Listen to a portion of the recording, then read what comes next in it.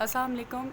हमारा मिड के बाद फ़र्स्ट लेक्चर है जिसमें हम अपने फोर्थ चैप्टर को ही कंटिन्यू करेंगे। हमारा फोर्थ चैप्टर का एक टॉपिक क्वार्टाइल्स डेविएशन रह गया था, जो मैं चाह रही हूँ कि हम उसको कंप्लीट कर लें, तो जो मैंने आपको मिड में नहीं करवाया था। तो लेकिन क्वार्टाइल डेविएशन वाला टॉपिक करने से पहले आपको थोड़ी सी इन्फॉर्मेशन होनी चाहिए क्वार्टाइल्स के बारे में।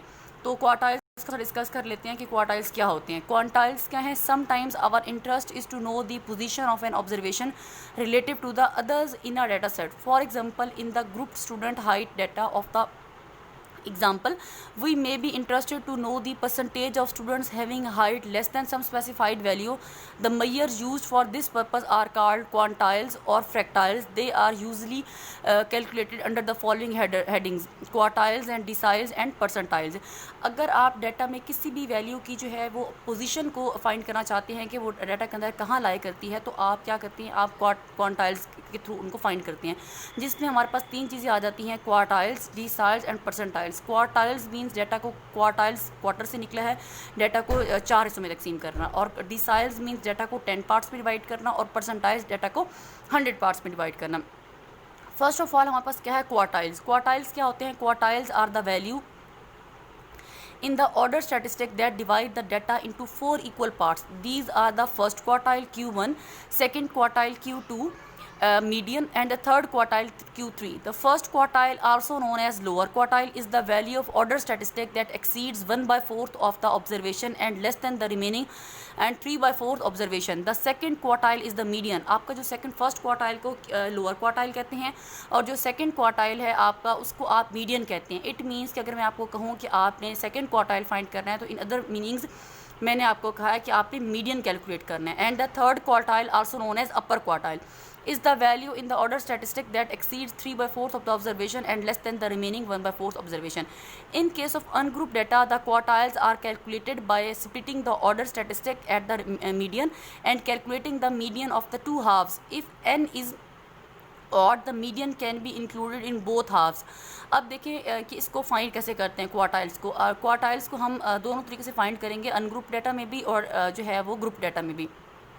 अब देखें एग्जांपल, आपके पास एक सॉल्व की हुई 3.16 मतलब आपके पास डाटा है 84.60 से लेकर 95.05 तक, ये आपके पास 5 वैल्यूज़ दी हुई हैं। अब हम जो क्वार्टाइल्स को मैं आपको दो तरीक़ों से फाइंड करना बताऊंगी। एक ये कि आपको जनरल कॉन्सेप्ट आना चाहिए कि आप इसको कैसे फाइंड कर सकते हैं, और दूसरा ये कि मैं आपको थ्रू फार्मूले भी बताऊंगी कि आपको अगर आपको इस तरीके से ना आ रहा हो तो आप फार्मूला लगा के, तो आपके पास कोई भी डाटा सेट हो तो आप क्वार्टाइल्स को फाइंड कर सकें। फर्स्ट ऑफ ऑल हम इसका जनरल कॉन्सेप्ट देख लेते हैं, कैसे करते हैं। देखें, आपके पास 5 वैल्यूज़ हैं डाटा में। मैंने आपको कहा कि आप Q2 फाइंड करें। Q2 अदर मीनिंग्स में आपके पास क्या है? मीडियन। मीडियन में आपको पता है आप कैसे करते हैं। मीडियन में अगर आपके पास 5 वैल्यूज़ हैं, आप सबसे पहले डाटा को अरेंज कर लेंगे असेंडिंग या डिसेंडिंग ऑर्डर में। 5 वैल्यूज़ हैं तो इसका मतलब आप फर्स्ट 2 वैल्यूज़ को स्किप करेंगे और लास्ट 2 वैल्यूज़ को स्किप करेंगे। जो थर्ड वैल्यू होती है वो आपके पास क्या होती है? मीडियन। तो इस केस में आपके पास थर्ड वैल्यू क्या है? 94.50। तो ये आपके पास क्या आ जाएगा? मीडियन। इट मीन्स कि Q2। फर्स्ट क्वार्टाइल कैसे करते हैं? फर्स्ट क्वार्टाइल बेसिकली जो आपके पास डाटा होता है उसका फर्स्ट हाफ होता है। फर्स्ट हाफ देखिए, अब फर्स्ट हाफ का मतलब है आपके पास डाटा के अंदर जो फर्स्ट 3 वैल्यूज़ होंगी वो आपके पास आएंगी। अब फर्स्ट 3 वैल्यूज़ आप देखें 84.60, 88.03, 94.50। फर्स्ट 3 वैल्यूज़ में अगर आप देखें तो आपके पास इसका मीडियन क्या आता है? Second value. मतलब आपके पास फर्स्ट वैल्यू को स्किप कर दें, लास्ट वैल्यू को स्किप कर दें, तो दरमियान वाली वैल्यू आपके पास क्या है? 88.03। तो ये आपके पास क्या हो जाएगी? First quartile. Q3 आपके पास क्या होता है? जो डाटा का लास्ट हाफ, मतलब आखिरी हाफ। तो आप लास्ट हाफ में देखिए आपके पास थर्ड, फोर्थ और फिफ्थ वैल्यू आएगी। अब थर्ड, फोर्थ और फिफ्थ वैल्यू में अगर आप मीडियन कैलकुलेट करें तो देखें थर्ड, फोर्थ और फिफ्थ वैल्यू में आप क्या करेंगे? आपके पास टोटल 3 वैल्यू हैं। फर्स्ट वैल्यू को स्किप कर दें, लास्ट को स्किप कर दें, तो डाटा के अंदर आपके पास जो थर्ड क्वार्टाइल आ जाएगा 94.90। तो ये देखें थर्ड क्वार्टाइल आपके पास निकला हुआ है 94.90, ये फर्स्ट पेज पे। तो ये आपका हो गया कि आप कैसे फाइंड करेंगे। लेकिन देखिए बहुत से बच्चों को मसला होता है कि हम जो है वो हमें नहीं पता चल रहा कि कैसे फर्स्ट हाफ करना है, लास्ट हाफ करना है। तो मैं इसके लिए आपको जो है ना वो थोड़ा सा ये फार्मूले भी बता रही हूँ कि आपको ये फार्मूलों के थ्रू भी आना चाहिए।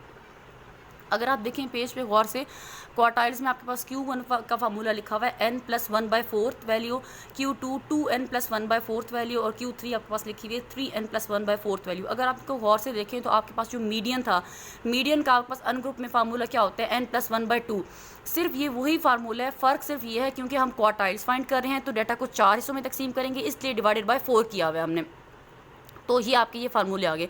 इसी एग्जांपल को मैं अब आपको जो है ना वो करके दिखाऊंगी इस डाटा इन फार्मूलों के थ्रू, ताकि आपको आइडिया हो कि आप कि क्या आंसर आते हैं। अब देखिए Q1 हमने फाइंड करना है। फर्स्ट हमारे पास फार्मूला हमने लिख लिया n+1/4 द वैल्यू, ठीक है। अब n आपके पास इस डाटा में क्या है 5, 5 + 1/4 6/4, तो आंसर आ गया 1.5, that is approximately equal to 2। Second value, तो सेकंड वैल्यू आपके पास डाटा के अंदर क्या है 88.03, तो ये आपके पास देखिए उसमें भी आपके पास यही आंसर आया था 88.03, इसमें भी आपके पास यही आंसर आया 88.03। अब सेकंड क्वार्टाइल देखें। सेकंड क्वार्टाइल का पहले आप फार्मूला लगाएं 2n+1/4 वैल्यू। देखिए अब 5 है ना आपके पास n, तो 5 मल्टीप्लाइड बाई 2 10 हो गया, 10 + 1/4 11/4, that is approximately equal to ये आ जाएगा 2.75 approximately equal to third value. तो थर्ड वैल्यू अगर आप डाटा में देखें तो 94.50 आती है। तो देखें यही आपका उसमें भी आंसर था। थर्ड में देखें 3n+1/4 15 + 1/4 16, और फोर्थ वैल्यू आपके पास आ जाएगी 94.90। तो यही हमने जो है वो आपका, अब मैंने आपको ये जो है वो बता दिया कि आप फार्मूले के थ्रू कैसे करेंगे और अब आप जो है वो इसमें कैसे करेंगे। इस शीट की जो मैं पिक्चर है वो आपको ग्रुप में शेयर कर दूंगी ताकि आप मज़ीद जो है वो क्लियर होकर देख लें। देखिए इन्हीं फार्मूलों को अगर हम आप दोबारा गौर से देखें ना, तो आप इन्हीं फार्मूलों को जो है वो डिसाइल्स और परसेंटाइल्स के लिए भी कर सकते हैं। अगर ये डिसाइल होता तो आपके पास क्या होता, D1 का फार्मूला होता n+1/10, क्योंकि डिसाइल में हम क्या करते हैं डाटा को 10 पार्ट्स में डिवाइड करते हैं, तो डिवाइडेड बाय 10 होगा। D2 होता 2n+1/10, और इसी तरह से अब आप 9 निकालेंगे, क्योंकि आपके पास 10वां खुद ब खुद निकलेगा, तो आप D9 तक निकालेंगे 9n+1/10। अगर आपके पास ये परसेंटाइल्स होते हैं तो आपका फार्मूला क्या बनता है n+1/100। जो P2 होगा वो आपके पास बनता है 2n+1/100, और इसी तरह से सो ऑन करके आपको 99 परसेंटाइल आपके निकलने थे। 99 क्या होगा 99n+1/100। तो इसी तरीके से सेम इसी प्रोसीजर को आप फॉलो करके, मतलब क्वार्टाइल्स में आप 4 पे डिवाइड करेंगे, डिसाइल्स में आप 10 पे डिवाइड करेंगे, और परसेंटाइल पे 100 पे डिवाइड करेंगे। बाकी यही प्रोसीजर है। क्वार्टाइल्स में 3 क्वार्टाइल्स निकलते हैं, डिसाइड में 9 निकलेंगे, और परसेंटाइल में 99 निकलेंगे। इस तरीके से जो है वो आप क्वार्टाइल्स, डिसाइल्स और परसेंटाइल्स जो है वो अनग्रुप डाटा के लिए सॉल्व कर सकते हैं। ग्रुप डाटा का जो है वो हम इंशाल्लाह नेक्स्ट लेक्चर में डिस्कस करेंगे कि इन सब चीज़ों को जो है वो ग्रुप डाटा में कैसे डिस्कस करते हैं।